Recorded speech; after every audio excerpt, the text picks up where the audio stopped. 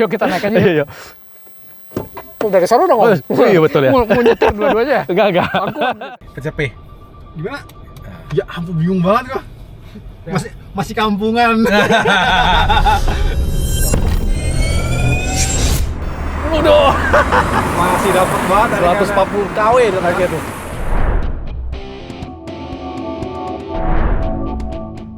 Halo, welcome back to channel Iviolik, channel yang membahas beragam hal tentang electric vehicle. Saya Ibeng. Dan saya Alfred. Nah, kali ini kita berdua nih pengen jalan-jalan pakai mobil baru.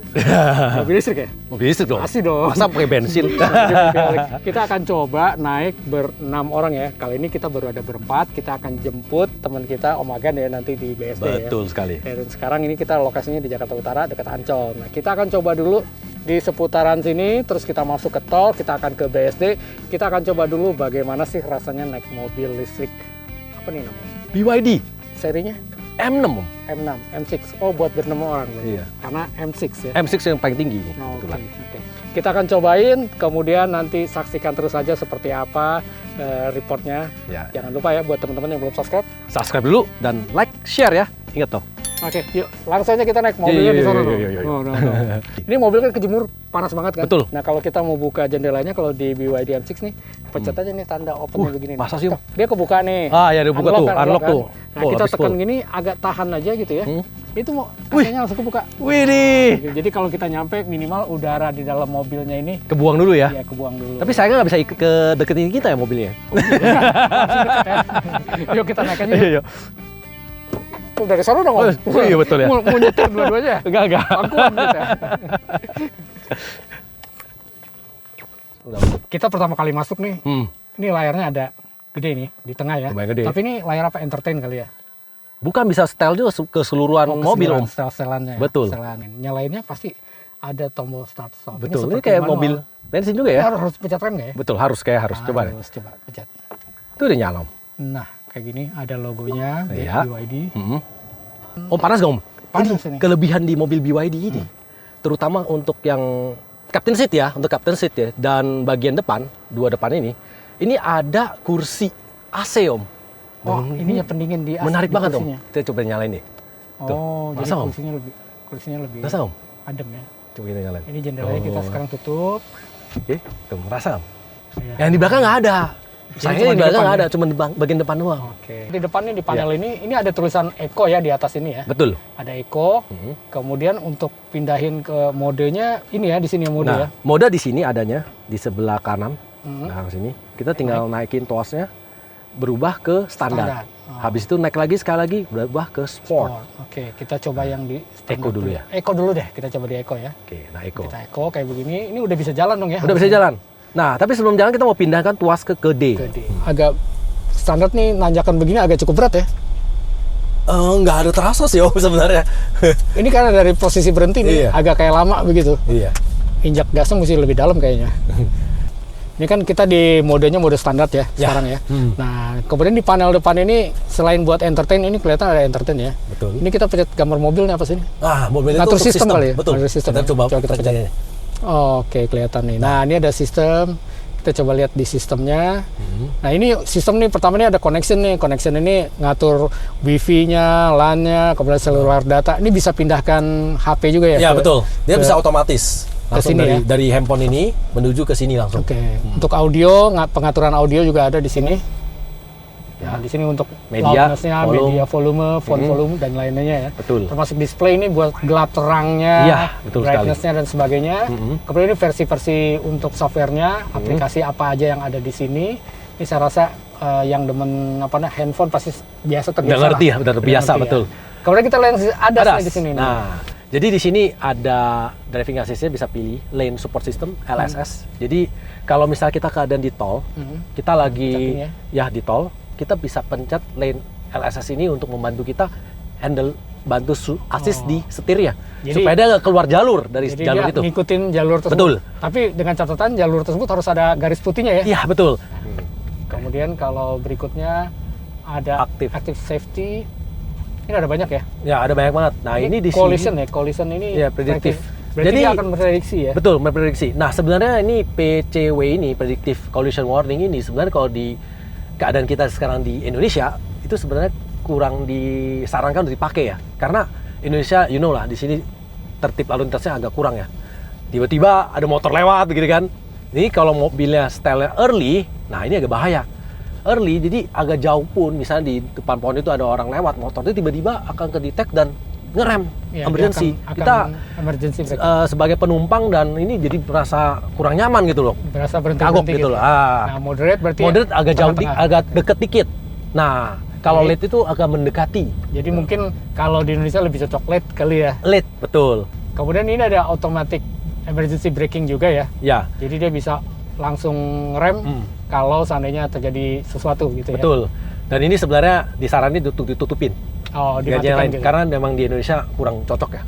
Jadi betul. dimatikan juga ya. Nah, Kalau blind spot ini macam-macam nih blind spotnya nih. Ada yang untuk blind spot detection-nya Betul. bisa dihidupkan karena memang berarti di spion di ya. spion situ ada warning hazard warna kuning. Kalau misalnya ada motor di sebelah kiri atau di sebelah kanan, di belakang bagian blind spot, dia akan menyala.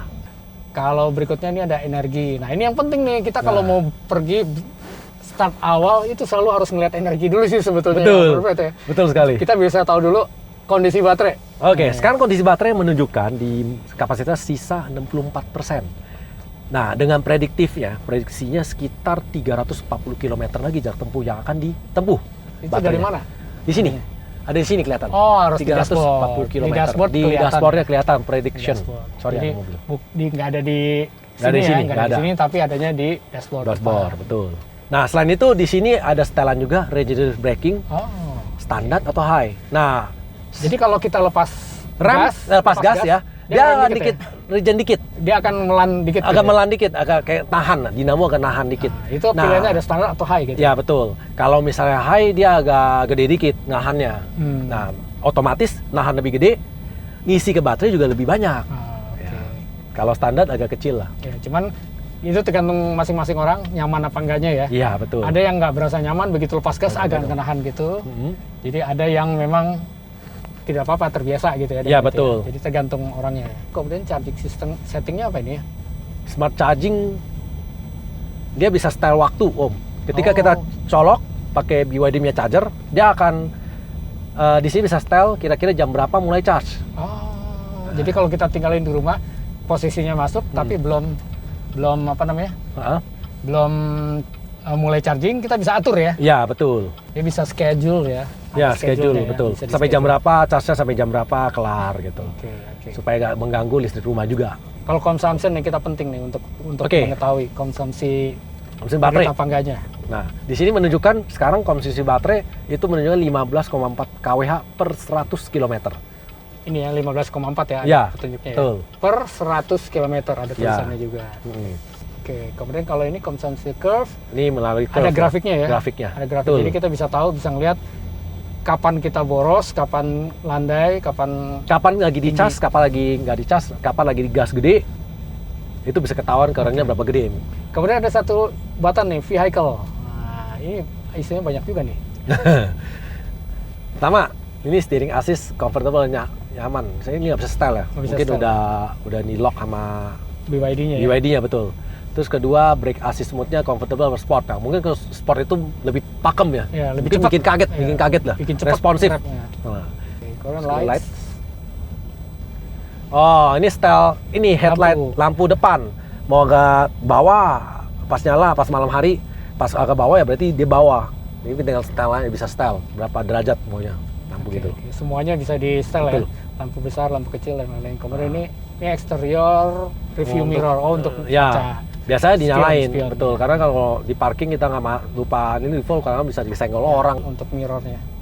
AC-nya sekarang Auto fan speed reduction during Bluetooth call. Jadi kalau kita lagi ngobrol, ada telepon masuk, kita ngobrol, tiba-tiba AC kan gede tuh suara AC itu anginnya, dia bisa reduce kecilin, dikit. Oh, dia kecilin. reduce gitu, reduce dikit ya. Ini sangat user friendly juga ya. Iya sih. Tahu deh kalau apalagi lagi Bluetooth telepon, dia Ya. langsung mengecil suaranya. Ya. Oke, jadi istilahnya jangan berisik dong gitu. Nah. Kalau yang untuk Seat. seatnya, Nah, ini seat juga unik. Ya, di sini keunikannya ada di sini, Om. Kan kita biasa penyetirnya atau duduk di depan tuh matahari kan langsung ke kita ya gitu ya. Ya, ya. Panas kan, Om.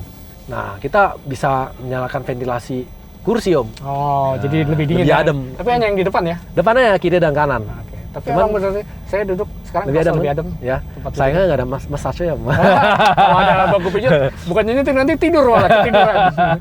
Kemudian ada air purification-nya juga. Oh ini untuk Apa supaya lebih bersihin bersih lah. Ya, lebih bersihin lah, bersihin Dari udara ion-ion. kabin, dalam kabin. Iya. Nih Om Alfred, Hei, di M6 ini ada fungsi cruise control-nya dong pasti ya? betul sekali. Kemudian ada di steeringnya ini juga ada gambar kayak steer, kemudian Iya. kiri kanannya ada garis. Itu Betul. lane detection ya? Lane detection, betul. Nah, kita cobain ya. Saya tekan. Ini sekarang lagi menikung dikit ya. Ya.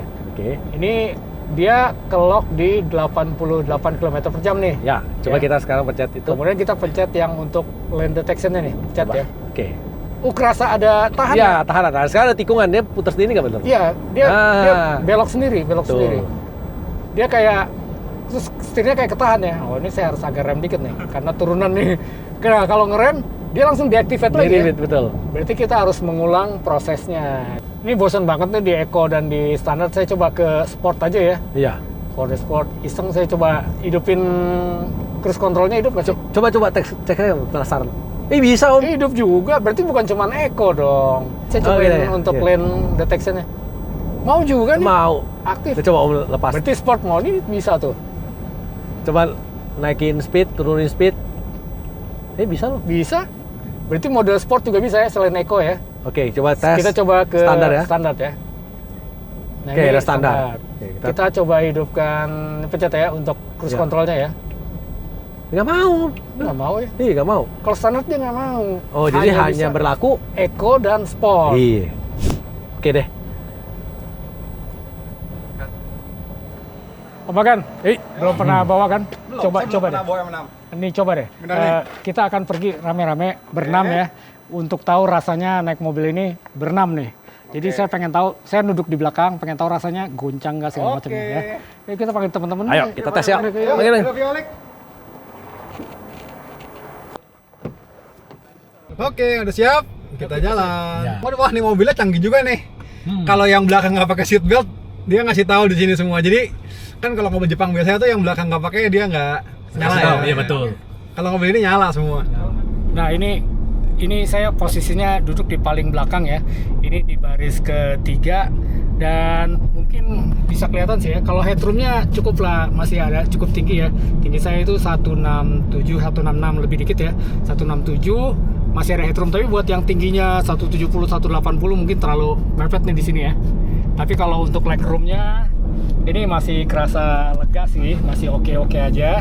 Kemudian ini saya berdua nih ya, di sebelah saya ada Om Yesa tuh. Nah ini masih cukup lega gitu ya, jadi nggak sempit. Kita berdua di sini masih oke sih. Dan kemudian karena di baris ketiga tuh biasanya yang paling limbung ya, yang paling kerasa goyangannya, goncangannya ya. Kalau buat saya sih sekarang ya nggak terlalu goncang sih, masih kategori wajar lah ya. Nah kita lihat nih posisi ke depan nih. Nah, ini kan muatannya udah full ya. Kita semua 6 orang ya di belakang ya. Betul. Nih, kita cari tempat kosong. Saya mau coba sport mode. Kita gaspol. Masih ada nggak tarikannya? Oke. Oke. Baterai keadaan 51% ya. Keadaan 50% ya, betul. Siap. Oke, 1, 2, 2, 3. Waduh. Wah, ini masih dapat banget tarikannya. 140 kW tariknya tuh. Iya, tadi 140 kW mentok gitu. Tapi di belakang kerasa agak sedikit goyang Iya, limbing sih. kerasa goyang limbung. Tadi saya juga pas gas tuh, saya udah pegang setir lurus, agak limbung dikit kerasa. Yang saya notice nih, di BSD kan banyak banget gak ada gerudukan jalan tuh, yang speed bump gitu ya. Di mobil ini nggak gitu kerasa. Berarti lumayan dong. Bantingannya enak. Oh, sisa. Waduh. Di belakang sih kerasa banget Di depan, goyangannya. di depan nggak terlalu kerasa. Ya tapi redaman shockbreaker-nya surprisingly enak loh, Om. Nggak terlalu limbung, nggak terlalu mantul-mantul. Iya, cuman kita kalau di jalan agak jelek, ada nggak ya? Cari jalan agak jelek. Agak jelek ya, coba ya. Mual ya. Kalau mau agak jelek berarti kita di sini sih nggak ada ya. Kita mesti ke arah Pagedangan sana. Mau.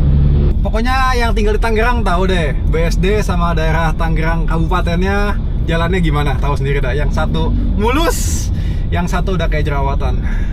Saya biasa pakai mobil Honda Jazz ya. Itu agak gerada-geruduk. Ya emang Jazz tuh gerada-geruduk ya. Tapi di mobil ini mungkin karena berat juga sih, full 6 orang itu nggak kerasa. Tuh, gerada-geruduk gitu tuh. Tuh, nggak kerasa loh. Kalau Jazz tuh dak-dak-duk-duk, dak-dak-duk-duk. Mau lihat nih baterai tinggal berapa, kita mau bisa lihat. Kita cek ya. Pakai cas kapan? Kemarin sih casnya sih. Coba cek. Ya kita cek. Oh, baterai udah sisa 49%. Masih 49. Iya. Kita cari tempat charge yuk. Oke. Mau yang charger DC apa AC, Om? Aku nggak pernah yang DC, Om. Kita coba ke tempat charger DC. Di sini sebenarnya ada banyak titik ya yang bisa charging, fast charging, mau yang merek apa juga ada sebenarnya di sini di daerah BSD. Cuma kita mendingan ngecasnya di tempat yang kemarin kita udah pernah ngecas. Ini Glora itu. Iya, yang kita ngecas mobil Glora. Itu chargernya boleh tahu nggak berapa kW itu? Chargernya yang DC-nya 60 kW. Wih, boleh dong, mau coba dong. Oke, makanya kita lihat berapa cepet ya casnya. Pakai apa? Voltron ya? Kita pakai Voltron ya. Voltron kali ini. Ya. Oke. Semoga tempatnya kosong. Harusnya saya ngecek dulu. Di aplikasinya ada buat ngeceknya, cuman saya malas tadi ngecek. Harusnya kosong sih jam segini sih. Kita lihat. Iya, betul. Kosong ya? Kosong bener, asik. Oke.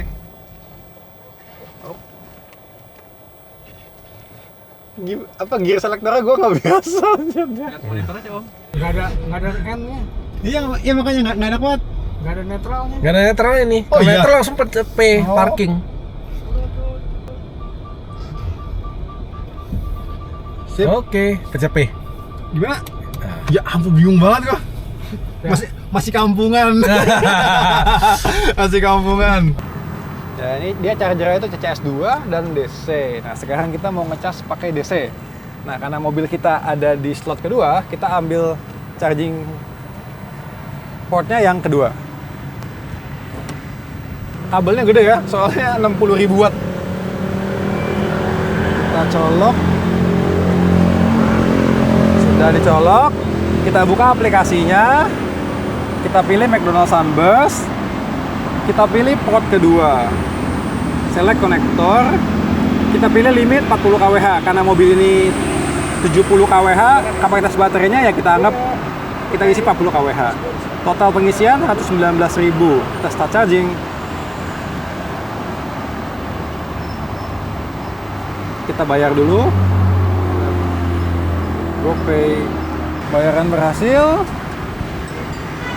Bunyi kontaktornya, berarti udah mulai charging kita. Nah, kita lihat sekarang berapa power chargingnya.